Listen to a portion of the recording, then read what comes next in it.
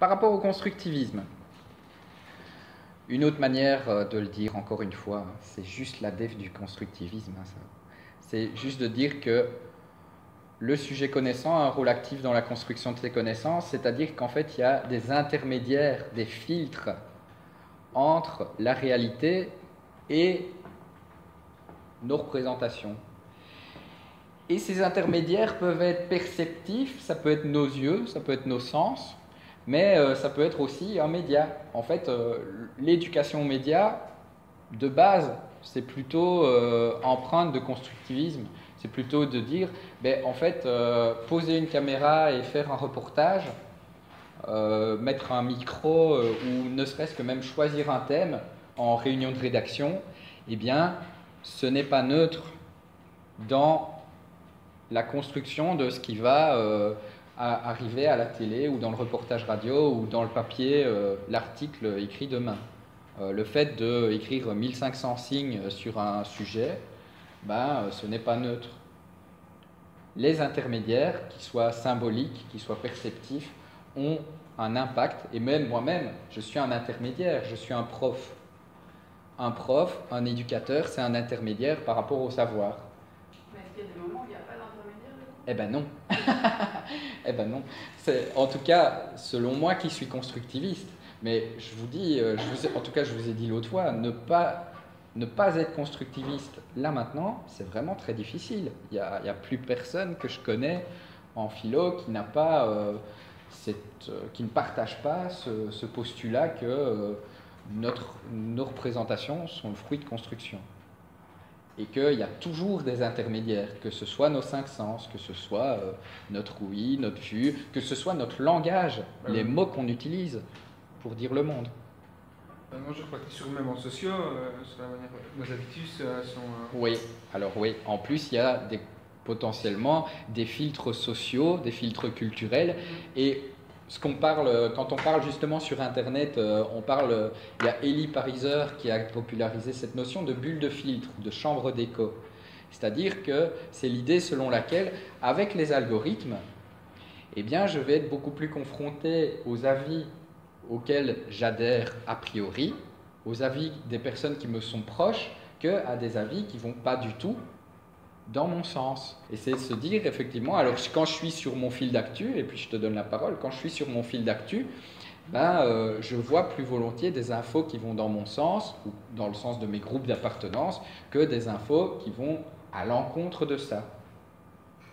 Tout ça pour dire, c'est toujours bien, là ça rentre toujours dans le cadre de, en fait, mon intermédiaire ici, même le réseau social Facebook ou bien même Google, la manière dont Google me présente les résultats, ce sont des filtres qui ne sont pas neutres dans ce que je perçois de la réalité. Je vous ai parlé de la fois dernière de Bugs Bunny à Disneyland. Donc c'est une expérience psychosociale, en gros, où on a diffusé une vidéo de Bugs Bunny à des gens. Et puis on leur a dit, tiens, vous vous souvenez, vous, quand vous leur avez serré la main à Bugs Bunny, et il y a des gens qui se sont dit, oui, je me suis souvenu de quand j'ai serré la main de Bugs Bunny à Disneyland. Sauf que Bugs Bunny est un personnage de la Warner et qu'il n'y était pas, forcément. Donc c'est encore une autre manière de lire. Les intermédiaires ont des impacts et biais possibles sur la sélection, le traitement, le stockage, la mémorisation, la diffusion des infos. Alors, je vais vous parler du perspectivisme maintenant. Le perspectivisme, je vous ai dit, c'est juste l'idée selon laquelle il y a plusieurs points de vue, il y a plusieurs perspectives sur la réalité. Et pour bien comprendre ce que ça veut dire, il faut juste prendre la métaphore des lunettes. C'est-à-dire que selon ce que j'observe, je ne vois pas la même chose selon que j'utilise un microscope ou un télescope ou que je la regarde à l'œil nu. Il y a plusieurs perspectives possibles, plusieurs points de vue possibles sur cette réalité. Et en fonction de ce point de vue, je ne vais pas voir la même chose. En fonction du point de vue que j'utilise. Il y a plusieurs perspectives sur le réel. Et de même, vous qui êtes autour de cet assemblage de tables, ben, on pourrait dire que nous regardons ici à ma droite la même chaise et qu'en même temps, ben, nous ne voyons pas la chaise de la même manière. Nous la voyons de différents angles, de différentes perspectives. Alors une illustration du perspectivisme, ça. Qu'est-ce que vous voyez en premier? Qu'est-ce que vous voyez ensuite?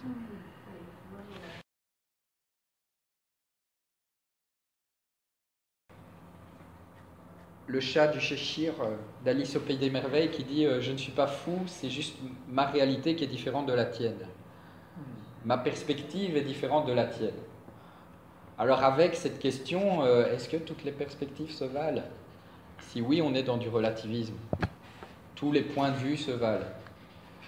Mais on peut avoir plusieurs points de vue différents, on peut en avoir plusieurs qui ont une valeur, et pour autant, ils ne se valent pas.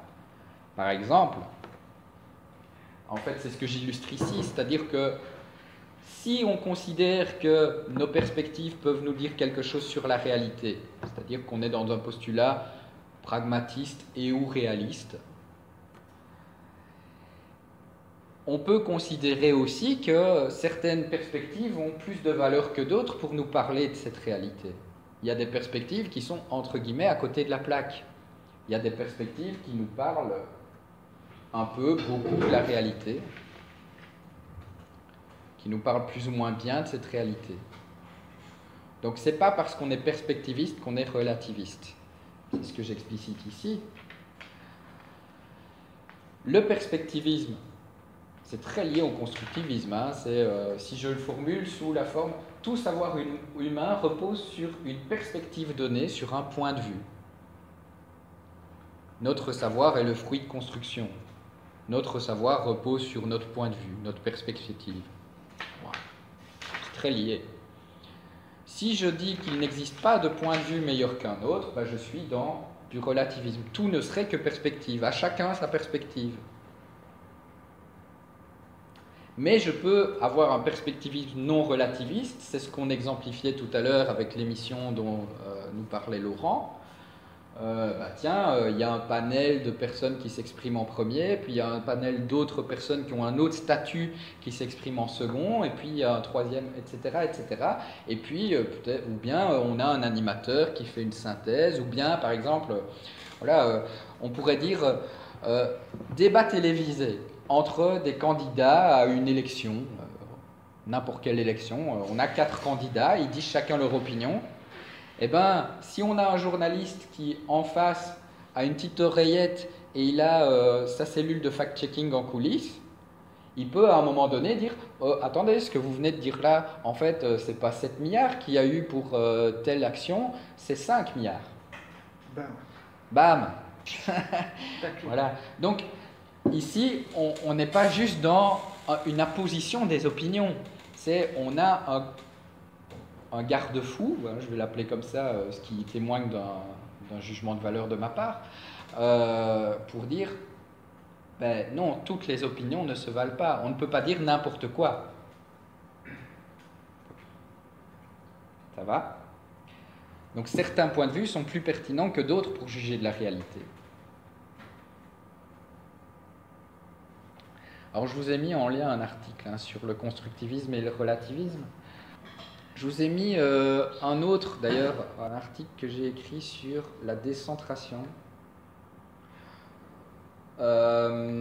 où justement, en plus, il y a tout plein de questions relatives aux biais cognitifs et aux bulles de filtre, en fait. Je vais vous décrire juste en quelques mots. Vous avez par exemple ce graphique-là. Donc il y a 2 groupes. Il y a à gauche ceux qui sont de gauche. Je vais dire ça comme ça pour ne pas vous embrouiller. Genre, à gauche ceux qui sont de droite. Putain, il est con quoi ce mec. Bon, à gauche ceux qui sont de gauche. À droite ceux qui sont de droite. Donc c'est leur appartenance politique. Et puis, donc ça c'est les personnes, les cobayes. Et puis, on prend un texte de loi et on l'écrit plus ou moins de gauche ou plus ou moins de droite. C'est un texte qui va être plutôt dans l'équité et la redistribution des richesses, ou bien plutôt pour valoriser le mérite et la réussite individuelle, en gros. Donc, texte plutôt de gauche, texte plutôt de droite, cobaye plutôt de gauche, cobaye plutôt de droite, et puis on donne aux cobayes le texte, on donne les différents textes aux cobayes, sauf qu'on leur dit parfois il a été écrit par quelqu'un de ton appartenance, ou il a écrit par quelqu'un qui n'est pas de ton appartenance. Et finalement, il y a vraiment deux textes écrits différemment? Oui, il y a deux textes écrits différemment. À droite, à gauche. C'est pour ça. Donc, tu as en gros... C'est pour ça que tu as 8 groupes en fait. Tu as le cobaye de gauche à qui on présente un texte de gauche en lui disant que c'est quelqu'un qui l'a écrit qui était de gauche. Tu as le cobaye de gauche à qui on présente un texte de droite, mais on lui a dit que celui qui l'a écrit était de gauche, etc., etc. Et en fait, qu'est-ce qu'on constate par ce graphique? C'est qu'en gros, l'appartenance politique présumée du décideur a plus d'importance dans le jugement que le contenu du texte. Donc si je crois que c'est quelqu'un de mon appartenance politique, je vais plus y adhérer que si, en fait, le texte est effectivement de mon appartenance politique. Donc ça a plus d'influence, en tout cas, de faire varier l'appartenance politique présumée du mec qui a écrit le texte, ou de la femme qui a écrit le texte, que le texte en lui-même. Maintenant, ça ne veut pas dire que le texte en lui-même n'a aucune importance. Ça, si vous voyez les résultats. Mais c'est fou. Ça veut dire qu'en gros, c'est dès que je suis calé sur le fait, en fait, oui, c'est quelqu'un de gauche qui a écrit mon texte et que moi je suis de gauche, eh ben, je vais plus y adhérer potentiellement que si on m'avait dit qu'il était de droite, celui qui l'a écrit, pour le même texte. Ça illustre cette question des bulles de filtre et ça l'illustre avant même les réseaux sociaux. Déjà, d'ailleurs, dans les années 60, on avait Deuys et Moscovici qui constataient de nouveau par une expérimentation en psychosocial qu'en fait, quand on fait discuter des gens qui sont très d'accord entre eux, eh bien, non seulement ils gardaient leur opinion, mais ils se radicalisaient dans leur opinion. Et en l'occurrence, ils ont observé ça par rapport à des prises de position à l'égard du général de Gaulle. Il y en avait qui étaient pour, il y en avait qui étaient contre. Et hop, on les a fait discuter en sous-groupe, entre gens qui étaient pour, entre gens qui étaient contre. Et on a constaté qu'ils s'étaient encore plus polarisés à la sortie qu'à l'entrée. Mais ça prend une nouvelle ampleur avec les médias sociaux où, en plus, il y a les algorithmes qui s'en mêlent. C'est-à-dire qu'un algorithme, ce qu'il veut, c'est me faire passer du temps sur la plateforme. Et donc, il va me montrer des trucs qu'il pense que je vais aimer. Ou qui pense, en tout cas, que ce sont des thèmes qui vont me faire réagir. Il n'a pas intérêt à ce que je rage-quitte la plateforme. Et donc, il me montre ce qu'il pense que j'ai aimé en fonction de ce que mes amis ont déjà aimé. Ce que les gens qui ont le même point de vue socioculturel que moi apprécient. Et donc, ça amplifie cette tendance que nous avons déjà, cette tendance qui est observée en psychosocial, qui est celle du biais de confirmation, en gros. C'est se dire, je vais plus vers les éléments qui confirment mon opinion préalable que vers les éléments qui l'infirment. Et donc, voilà, c'est illustré par de nombreuses études. Et donc, je conclus dans cet article que, du coup, c'est bien de développer la décentration, qui est la capacité à se mettre à la place de l'autre d'un point de vue notamment cognitif. Ça peut être aussi d'un point de vue émotionnel. Ça s'appelle l'empathie, en fait. Voilà.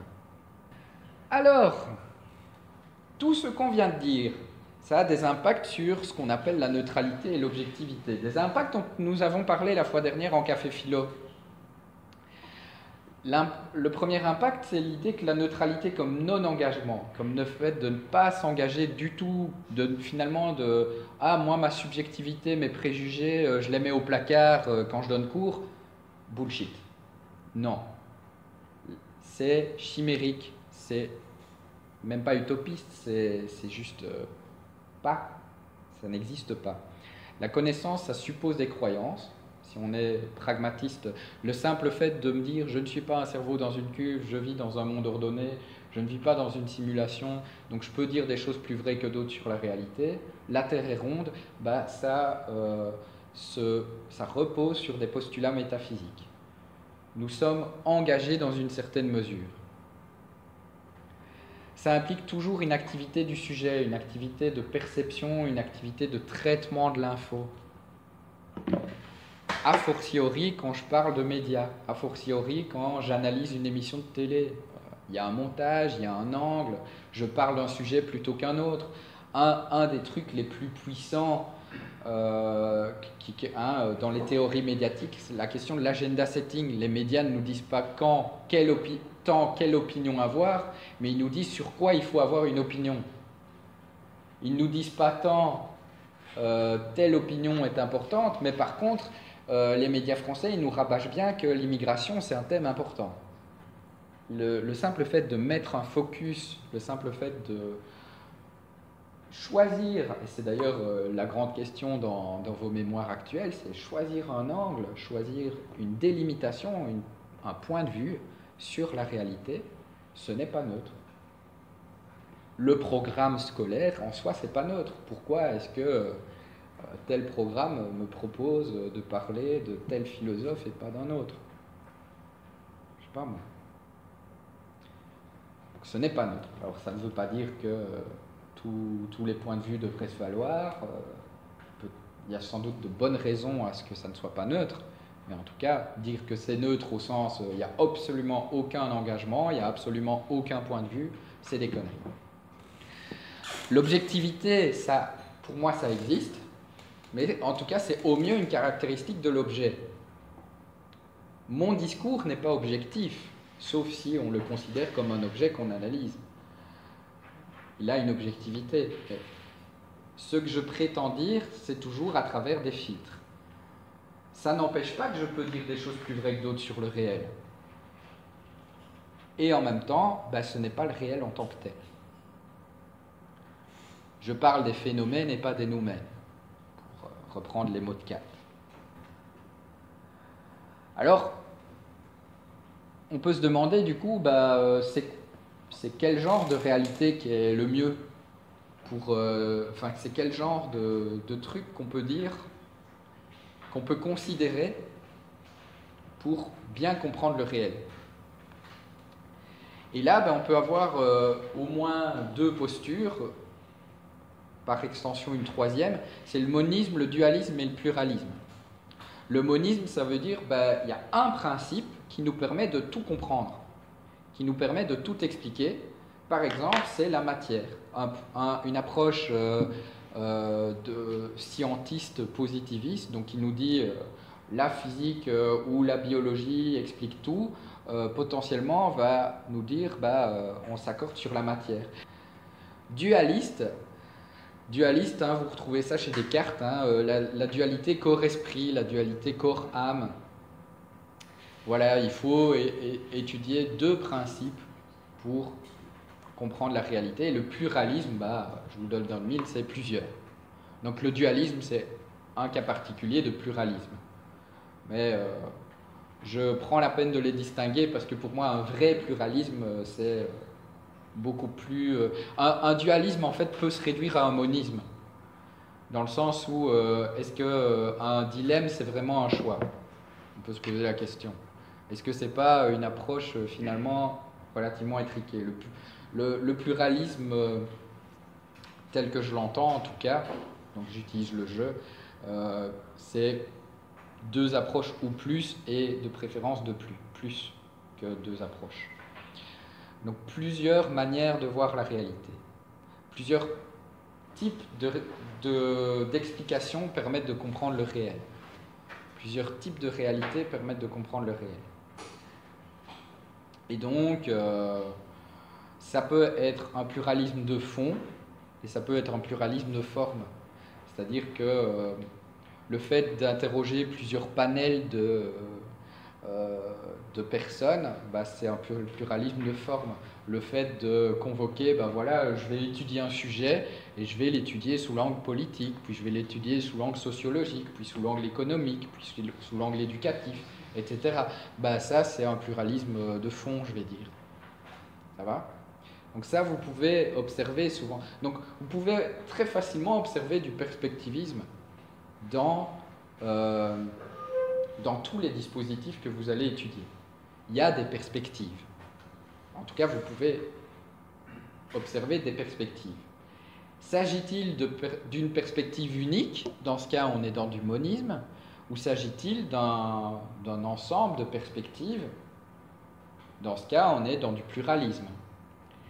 Est-ce que toutes ces perspectives se valent? Dans ce cas, on est dans du relativisme ou pas? D'accord? Vous voyez un peu comment ça s'emboîte, tous ces trucs-là? Alors, la dialectique, bim. Mot, c'est pas tant le mot qui est compliqué, c'est le concept. Je vous en ai déjà parlé une fois. Je vous ai mis deux illustrations. Déjà, cette illustration du yin et du yang. C'est-à-dire, dans l'idée dialectique, je vais l'exprimer comme moi je le pense, c'est que même dans du faux, il y a du vrai. Même le faux peut nous donner à voir du vrai. Quand quelqu'un me dit, par exemple, tous les chômeurs sont des fainéants, eh bien, je me dis, c'est faux. Je peux lui faire la réfutation en logique si tu utilises une généralité avec un pour tout x, x à la propriété y. Ben non, il suffit de trouver un contre-exemple, et moi je connais mon voisin, il est chômeur, enfin c'est une personne au chômage d'ailleurs, et il n'est pas fainéant, si on s'accorde d'ailleurs pour telle définition du fainéant. Ça nécessite quelques accords sémantiques entre nous. Et en même temps, le fait qu'il me dise ça, peut-être que ça me donne une info sur le réel. Peut-être qu'au minimum, ça me donne une info sur sa perspective. Ça me donne une info peut-être sur son sentiment d'injustice, parce que lui, il se lève à 5 h du matin pour aller trimer je ne sais où. Et il a un salaire qu'il considère être misérable, et donc il trouve ça injuste. Et donc il me dit tous les chômeurs sont des fainéants. Et donc peut-être que si je gratte, en fait, lui, je peux lui faire voir un peu la réalité autrement, mais en plus, je peux me rendre compte de la réalité dont ce qu'il me dit de faux témoigne. Et donc, en changeant de point de vue, en allant voir quelque chose qui n'est pas dans ma zone initiale, eh bien, je peux voir une autre réalité. Et même dans le faux, j'ai envie de dire qu'il y a du vrai potentiellement. Alors, la dialectique hegelienne, donc d'Hegel, c'est l'idée que je quitte une vision de l'être, je quitte une vision de ce qui est, je quitte une vision du vrai, pour aller voir le non-être, pour aller voir l'altérité, pour aller voir le différent. Et puis, dans ce mouvement, je reviens réflexivement à l'être. Je reviens réflexivement à ce que je pensais avant, en gros. Mais la dialectique, c'est pas le A, c'est pas le non-A, c'est pas la flèche, c'est tout ça. C'est le yin et le yang, c'est tout le trajet. La dialectique, c'est un processus. Et c'est cette idée que, d'une idée à la base, eh bien, je vais faire tout un trajet, une démarche de pensée qui va faire que c'est pas thèse, antithèse, synthèse, c'est plus riche que ça. Et c'est pas juste la synthèse, c'est tout le processus qui m'a amené à partir d'une idée, aller voir son ou ses antagonistes, les perspectives différentes, pour ressortir avec un enrichissement. Et c'est pas une fin en soi, c'est pas la fin tout court, the end, ok, une fois que j'ai vu 3-4 perspectives en plus, bah, je me suis bien enrichi et j'ai terminé le taf. C'est d'ailleurs la définition de l'esprit critique que je vous proposerai. L'esprit critique, j'aime moins le mot esprit critique que pensée critique, parce que l'esprit critique, c'est comme si, ok, moi j'ai mon esprit critique, je suis perché une fois pour toutes. La pensée critique, c'est quelque chose qui ne s'acquiert pas une fois pour toutes, mais qui s'exerce, qui se pratique et qui est de l'ordre du processus. Le processus de je suis capable de me décentrer notamment, je suis capable de faire preuve de réflexivité, donc c'est-à-dire de m'interroger sur mes propres pratiques, de les remettre en question. Et c'est comme la philo, je vous avais dit, la philo c'est un processus de questionnement. Ça ne veut pas dire se perdre dans le questionnement, ça ne veut pas dire tout remettre en doute à tout moment, mais c'est être capable de faire ce trajet-là.